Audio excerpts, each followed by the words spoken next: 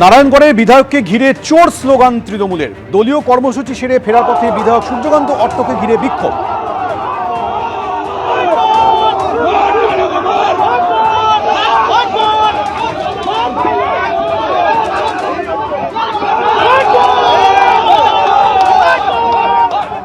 যারা স্লোগান দিচ্ছিলেন তারা কেউ দলীয় কর্মী নন দাবি করেছেন বিধায়ক। বিজেপির লোকেরাই চক্রান্ত করে এই ধরনের ঘটনা ঘটিয়েছে বলে অভিযোগ।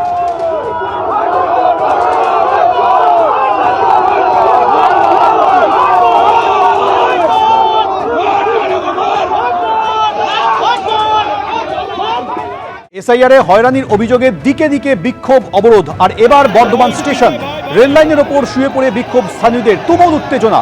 জাতীয় পতাকা হাতে বিক্ষোভ, উঠল স্লোগান।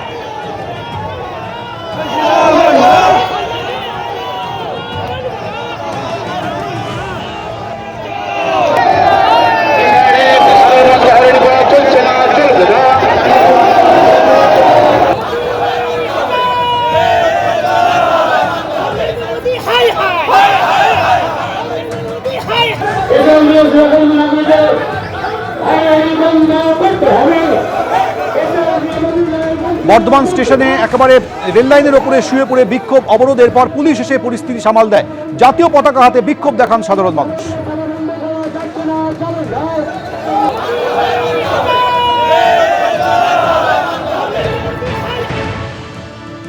কেন্দ্র সরকার আর নির্বাচন কমিশনের বিরুদ্ধে আমরা আজকে অবরোধ করলাম। এত হ্যারাসমেন্ট করছে আমাদেরকে, ভারতবাসী হয়ে আমরা এত ডকুমেন্ট দেওয়ার সত্ত্বেও আমাদেরকে রিজেক্ট করছে, কোনো স্যাটিসফাই করছে না। কি কাগজ ওরা চাই সবই আমরা দিচ্ছি, তাও একবার নোটিশ হেয়ারিং করার পর দ্বিতীয়বার আবার করছে। সাধারণ মানুষ পুরো সবাই পারিশান আছে।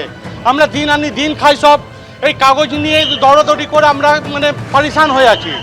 আমাদের অধিকারের জন্য আমরা মরতে ইচ্ছুক। এইভাবে হ্যারাসমেন্ট আমরা হতে চাই না, যাভাবে আমাদের হ্যারাসমেন্ট করা হচ্ছে এসআইয়ের মাধ্যমে আমাদের গণতান্ত্রিক অধিকার। আজকে যে নির্দেশ অভিষেক বন্দ্যোপাধ্যায় দিয়েছেন, প্রায় 1 লক্ষ কর্মী, বিএলএ এবং সাংসদ বিধায়কদের সঙ্গে বৈঠকে, কুণাল ঘোষ তা নিয়ে কি বলছেন একবার দেখুন। কয়েকটা দিন দাঁতে দাঁত চেপে লড়াই, বিজেপির এত বড় একটা চক্রান্ত যেটা অন্য রাজ্যে তারা সফল হয়েছে, এখানে আটকে যাচ্ছে।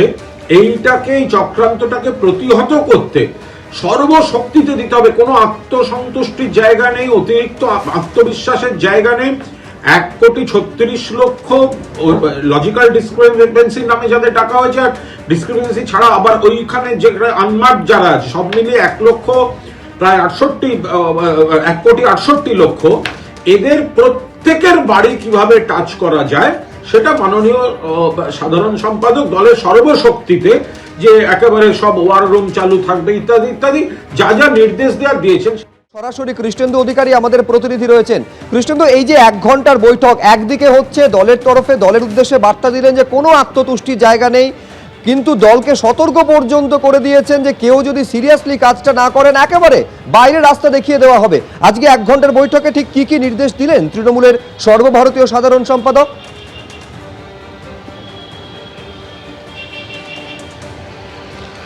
দেখো, অভিষেক বন্দ্যোপাধ্যায় আগের ভার্চুয়াল বৈঠকে উল্লেখ করেছিলেন যে আমাদের হাতে 3 মাস সময় আছে। আজকে বললেন আমাদের হাতে 100 দিন সময় আছে। আগে 6 মাস বলেছিলেন, আজকে বললেন 100 দিন সময় আছে। এই সময়ের মধ্যে সমস্ত কাজ সম্পন্ন করতে হবে এবং কোনোভাবে আত্মতুষ্টির জায়গা নেই। এবং একাধিক কর্মসূচি তিনি তৈরি করে দিয়েছেন, কার্যত একদম বোর্ডিং স্কুলের প্রিন্সিপালের মতো কি করতে হবে তার একদম পুঙ্খানুপুঙ্খ তালিকা তৈরি করে দিয়েছেন। আগামীকাল ব্লকে ব্লকে যেমন মিটিং হবে, বিক্ষোভ হবে, তেমনি পাশাপাশি আগামীকাল থেকে একটা ভোট রক্ষা কমিটি তৈরি করা হয়েছে।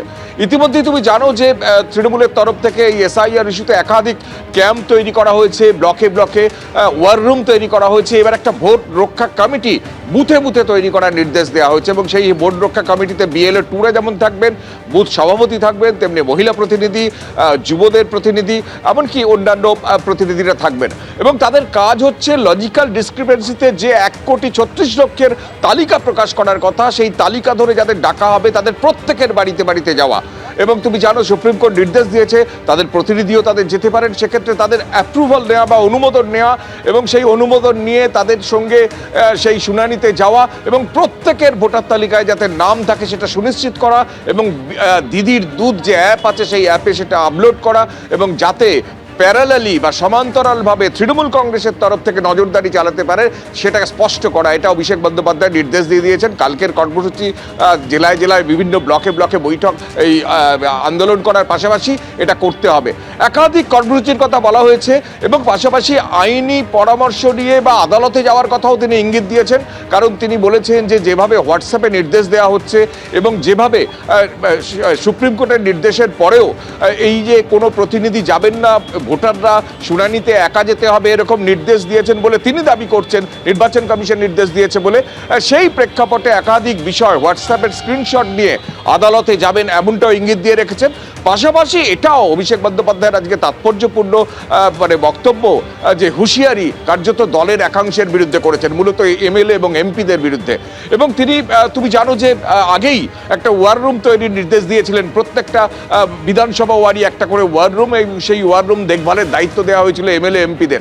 তার কাছে রিপোর্ট এসছে, তিনি দাবি করছেন সেই ওয়ার রুম কাজ করছে না এবং তাতে বলছেন যে এই যে এমএলএ এমপিরা তাদের এমএলএ এমপি করেছে দল, সেখানে যদি তারা সিরিয়াসলি কাজ না করেন তাহলে পার্টি তাদের রাখবে না এবং অন্যান্য পার্টির মতো তাদের বেতনের 50% তারা নিয়ে নেয় না দল। সেক্ষেত্রে তাদের গ্যাটের টাকা খরচ করে সেই ওয়ার রুম চালাতে হবে এবং গোটা বিষয়টা মনে রাখতে হবে তাদের এমএলএ এবং এমপি করেছে দল এবং দলের প্রতি তাদের দায়বদ্ধতা। একেবারে এমপি এমএলএদের কার্যত সতর্ক করেছেন অভিষেক বন্দ্যোপাধ্যায় এবং এইটাও তিনি বলছেন যে লজিক্যাল ডিসক্রিপেন্সির যে তালিকা সামনে আসবে প্রত্যেকের বাড়িতে কিন্তু তৃণমূল কংগ্রেসের প্রতিনিধিদের যেতে হবে, একটা কেসও যেন মিস না হয়।